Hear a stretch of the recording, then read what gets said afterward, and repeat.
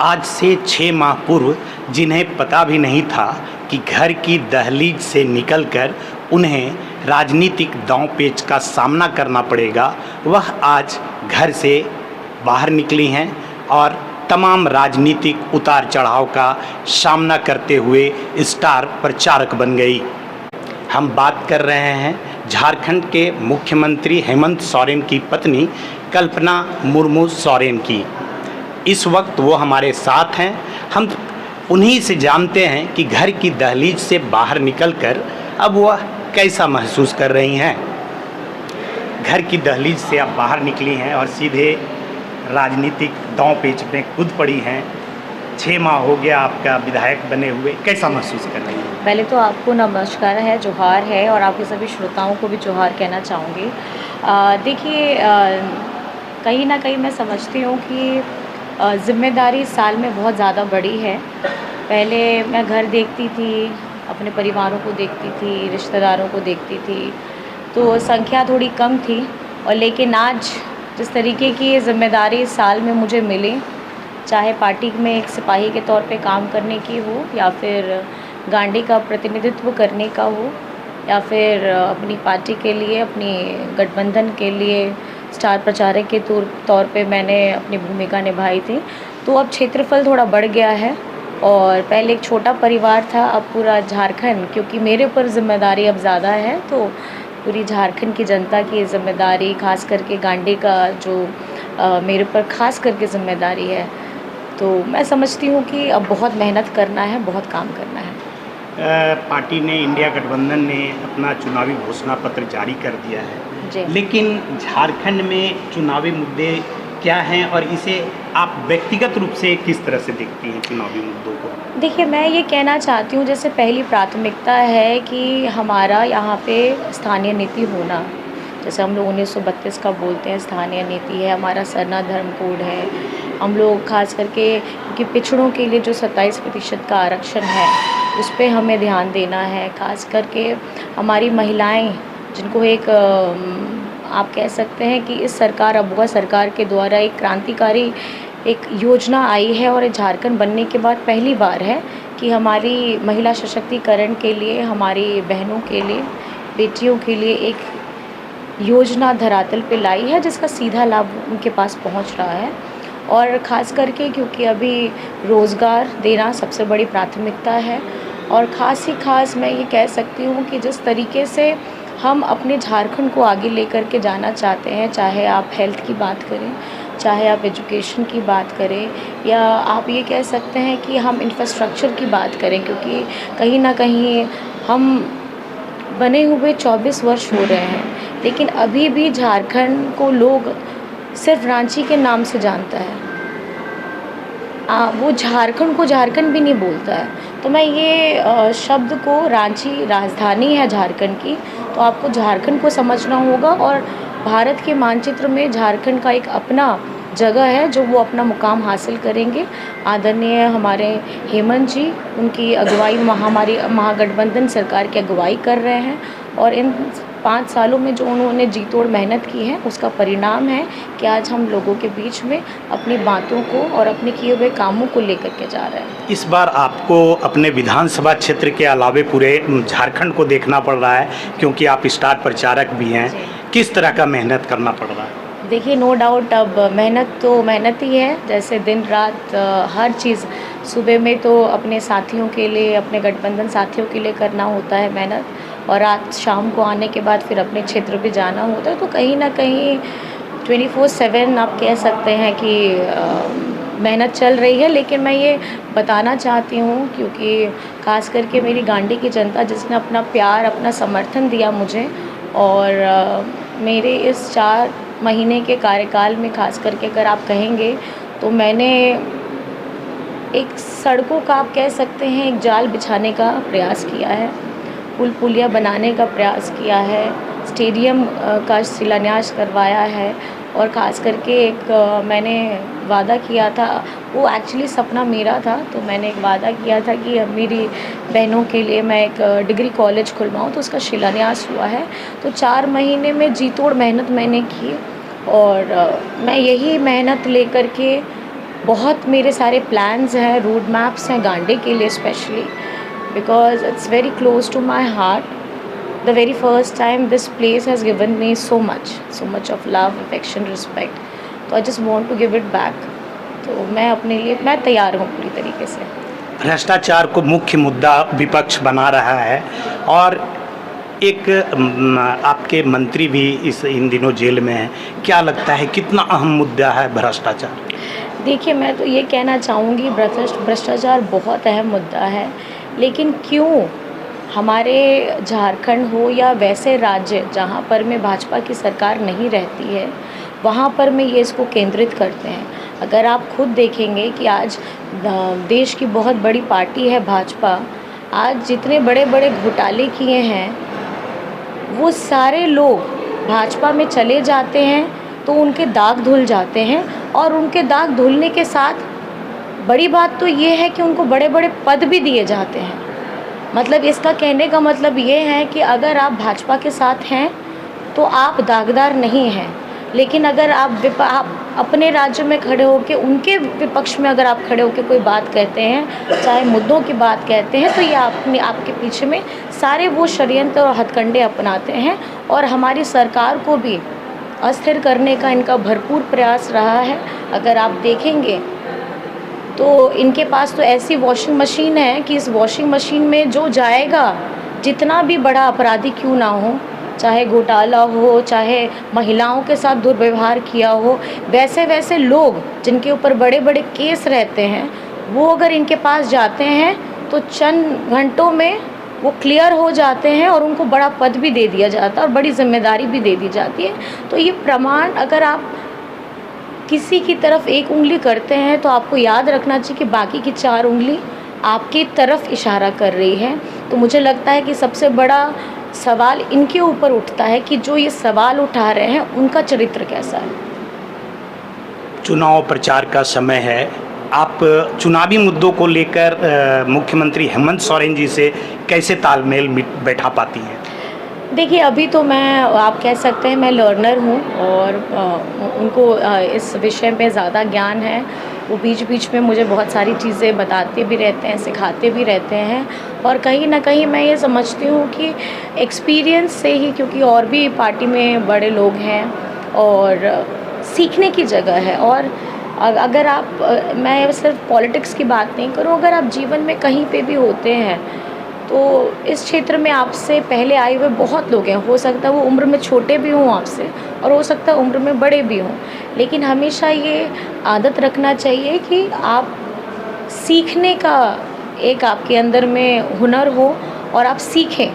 और सर के साथ ये है कि हर वक्त मॉरल सपोर्ट भी देते हैं और हमेशा जब उनका प्रयास रहता है तो बहुत सारी चीज़ें भी सिखाते हैं. कई लोगों ने जेएमएम को छोड़ दिया है और बागी फौज के रूप में एक लंबी फौज खड़ी है. आप इस डैमेज को कैसे कंट्रोल करेंगे? ऐसी बात नहीं है कि झारखंड मुक्ति मोर्चा से लोग गए हैं, भाजपा से भी लोग हमारे यहाँ पर में आए हैं. और आप समझते हैं कि लोगों की अपनी पर्सनल विचारधारा है. अगर उन्हें कोई विचारधारा पसंद नहीं आती है तो ये अपनी विचारधारा आप बदल सकते हैं. आप लोकतंत्र में रह रहे हैं, आप स्वतंत्र हैं. तो मुझे नहीं लगता कि झारखंड मुक्ति मोर्चा या हमारी गठबंधन को इससे तकलीफ़ होने वाली है. भाजपा को भी इसकी बहुत ज़्यादा तकलीफ़ होने वाली है. जो लोग हमारे साथ उनके घर से आए हैं और हम स्वागत करते हैं और आज हम डट के मुकाबला करने के लिए भी खड़े हैं. राजनीति से पहले आपका ड्रीम क्या था राजनीति में? नहीं, मेरा ऐसा ड्रीम कुछ नहीं था. मैं चाहती थी कि, बिकॉज़ देखिए पॉलिटिकल फैमिली होती है और पॉलिटिकल फैमिली में अगर आप समझिए कि आपका पूरा जीवन आपके परिवार, आपके क्षेत्र, आपके राज्य के लोगों के लिए होता है, तो कहीं ना कहीं मेरा हमेशा से ये रहा था, क्योंकि सर, गुरुजी सब रहे हैं और काम कर रहे थे, तो मैं चाहती थी कि मैं अपने परिवार के लिए स्ट्रॉन्गली खड़े रहूं, क्योंकि बच्चे हैं, सास ससुर हैं, पेरेंट्स हैं, तो कहीं ना कहीं उनके साथ में मेरा क्वालिटी टाइम बीते. और मैं बैक साइड से हमेशा हेमंत जी को सपोर्ट करती थी और उनके लिए हमेशा खड़ी रहती थी. लेकिन आज परिस्थिति अलग है, अब साथ में मिल कर के हम लोग लड़ाई लड़ रहे हैं. राजनीति में पहले गुरुजी, फिर हेमंत सोरेन जी, फिर बसंत सोरेन जी, फिर सीता सोरेन जी, फिर आप, क्या लगता है कि अब आने वाला जो अगला पीढ़ी होगा, आपके बच्चे जो होंगे वो भी राजनीति में आएंगे या लाना चाहिए?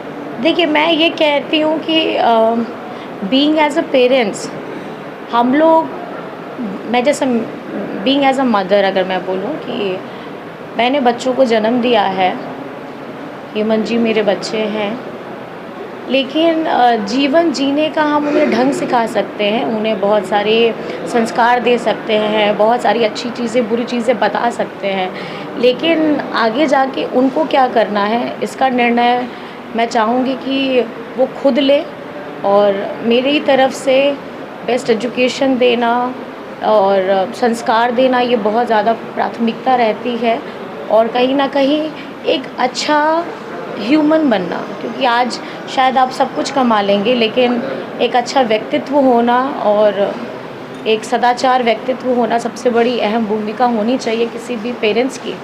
तो कहीं ना कहीं मैं समझती हूँ कि मैं अपनी वो ड्यूटी निभाऊंगी और उसके बाद वो डिसाइड करें कि उनको क्या करना है और क्या पढ़ना भी है खास करके, और आगे क्या बनना चाहते हैं। आप दोनों ने अपना अपना शपथ पत्र दायर किया है, हेमंत जी ने भी दायर किया है, आपने भी दायर किया है। हेमंत जी से ज़्यादा आय आपका है, क्या बिजनेस संभालती हैं? क्या है, या ये एक राजनीतिक दांवपेच के रूप में आप देखते हैं? नहीं नहीं नहीं, ऐसा कुछ नहीं है। देखिए, जैसे आप खास करके बिज़नेस है छोटा मोटा, आप तो जानते ही है, सौराय भवन आप तो समझ ही सकते हैं, और हम लोगों का लाइफ स्टॉक भी है, तो बहुत सारे, मैं आपसे कहना चाहूँगी कि बहुत ज़्यादा तो नहीं, छोटी सी शुरुआत है और छोटा सा है काम, धीरे धीरे अपने आप को बढ़ा रहे हैं, लेकिन अब उससे ज़्यादा प्राथमिकता वह ये हो गई है कि कहीं ना कहीं आज जिन लोगों की हम आवाज़ बन सकते हैं, जिन लोगों की हम एक मजबूत सहारा बन सकते हैं, मैं चाहती हूँ कि वहाँ अगर मेरा ज़ोर या मेरी ताकत या मेरे में अगर थोड़ी बड़ी भी काबिलियत है कि मैं उनकी आवाज़ को बुलंद कर सकूँ, उनकी ज़रूरतों को पूरा कर सकूँ, उनकी मांगों को पूरा कर सकूँ, तो मैं अपनी प्राथमिकता वहीं दूँगी। अब आप राजनीति में आ गई हैं, आगे आपका सपना क्या है राजनीति में? नहीं, ऐसा कोई सपना नहीं है। देखिए, मेन ऐसा नहीं है कि सिर्फ विधायक बनने आए हैं, कुछ बनने आए हैं। आप जन सेवा देना चाहते हैं तो आपका रास्ता कुछ भी हो सकता है। आप सामाजिक तरीके से भी दे सकते हैं, आप जिस तरीके से हम लोग आए हैं उस तरीके से भी दे सकते हैं। और कहीं ना कहीं मैंने ये जुड़ाव देखा है कि जब भी मैं गिरिडीह आती हूँ और गांडी जाती हूँ, गुरुजी से जुड़े हुए लोग मुझे बहुत मिलते हैं। उनका कर्म क्षेत्र रहा है और उनका, मैं आपको बता रही हूँ कि अगर मैं किसी भी मीटिंग में जाऊँ तो वो लोग मुझे बाबा की बातें सुनाते हैं, बताते हैं, कहानियाँ बताते हैं। तो मैं ये समझती हूँ कि जिस समय में संसाधन नहीं, तो आज तो हमारे पास टेलीफ़ोन है, मोबाइल है, आप किसी भी खबर को तुरंत दे भी सकते हैं, फैला सकते हैं, लेकिन पहले ऐसा नहीं था। तो पहले शारीरिक श्रम बहुत होता था, गाड़ियाँ नहीं होती थी, आपको तो आपको पता ही है कि, तो उनके संघर्ष को जब मैंने जाना, खाने के लिए नहीं मिलता था, कैसे खाना खाते थे, किस तरीके से बनाते थे, बहुत तो सीखने के लिए है ये, बहुत ये त्याग है, ये तपस्या है। और एक्चुअली अगर आप देखेंगे कि बाबा को गुरुजी की उपाधि ऐसे ही नहीं मिली, क्योंकि वाकई ही मैं बचपन में जब उनके पिताजी की हत्या हुई और घर में को छोड़ करके, वो अपनी पढ़ाई छोड़ करके जब बाहर निकले, महाजनी प्रथा को रोकने के लिए बाहर निकले, तो कहीं ना कहीं मैं समझती हूँ कि एक दृढ़ संकल्प के साथ, एक सोच के साथ हमारे बाबा निकले थे, और आज वो गुरुजी के तौर पे जाने जाते हैं। तो ये उनकी कठिन परिश्रम, तपस्या है, और उनके साथ उनका परिवार भी। पहले तो आप समझते होंगे कि माँ है, बहन है, भाई है, लेकिन उसके बाद में भी जब शादी होती है तो बाबा का संग्राम और आगे बढ़ता है, आंदोलन और आगे बढ़ता है। तो उनके पत्नी, बच्चे, मतलब आप बोल सकते हैं पारिवारिक सुख उनको कम मिला है, पर्सनल वाला, लेकिन एक पारिवारिक सुख झारखंड का उनको भरपूर मिला है। तो मैं सौभाग्यशाली समझती हूँ, क्योंकि कहीं ना कहीं वो सिर्फ मेरे ससुर जी नहीं हैं, वो एक ऐसे व्यक्ति है जिनकी, जब मैंने सुना था कि जब वो चलते थे तो लोग उनकी धूल को, जहाँ उनका पाँव पड़ता था, उसकी धूल को उठा करके घर में रखते थे और उसको प्रणाम करते थे। तो आप समझ सकते हैं कि वो बाबा का व्यक्तित्व क्या था। तो आज क्षेत्र में आने के बाद आज भी सोचिए, आज भी लोग तीर धनुष को एक सम्मान के रूप में, ये चिन्ह एक सम्मान के रूप में लोगों के दिल, दिमाग, ज़हन, अगर आप बोल सकते हैं कि उनके खून में भी अगर है तो आपको तीर धनुष ही नज़र आएगा। तो ये देख के बहुत अच्छा लगता है। और ये अब आप राजनीति को बहुत करीब से देख रही हैं जी। आरोप प्रत्यारोप, तमाम दांव पेच, हाँ। अगली पीढ़ी को आप क्या संदेश देना चाहेंगे? देखिए, क्या भविष्य है राजनीति में? मैं बस यही बोलना चाहूँगी कि सब चीज़ के लिए स्वतंत्र है, लेकिन आजकल जिस तरीके से भाषा का प्रयोग किया जाता है और ख़ास करके जब आप हमला करिए, आप राजनीतिक मुद्दों पर हमला करिए, लेकिन पर्सनल हो करके और ख़ास करके भाषा का, और अभी चुनाव जिस तरीके से आ रहा है आप देख ही रहे हैं, सुन भी रहे हैं, भाजपा के लोग जिस तरीके से सांप्रदायिक शब्दों का इस्तेमाल करते हैं, मुझे लगता है कि ये गलत है। आप मुद्दों की लड़ाई लड़िए, आप झारखंड के मुद्दों की लड़ाई लड़िए, हम उसके लिए तैयार हैं, लेकिन आप सांप्रदायिक वाक्यों को, शब्दों को इस्तेमाल करेंगे तो उससे द्वेष फैलता है। ये चुनाव ही पर्व है, तो पर्व में जिस तरीके से हम ईद मनाते हैं, जिस तरीके से हम दिवाली मनाते हैं, जिस तरीके से हम सोहराई मनाते हैं, जिस तरीके से हम क्रिसमस मनाते हैं, तो हम सौहार्द फैलाने का काम करते हैं। तो उसी तरीके से चुनाव भी एक महापर्व है, तो इसमें इस रंग को भंग नहीं करना है। इस रंग को हमारे मतदाता सभी आएँ और अपनी जिम्मेदारी से अपनी भागीदारी दें और इसमें अपना पूरा सहयोग दें और अपने मत का और अपने वोट का इस्तेमाल सही जगह में करें। तो आपने सुना कल्पना सोरेन जी की बेबाक राय थी ये। उनका मानना है कि राजनीति में लोगों को आना चाहिए, लेकिन एक सद्भाव का वातावरण बनाए रखना चाहिए। राकेश सिन्हा, प्रभात खबर, गिरिडीह।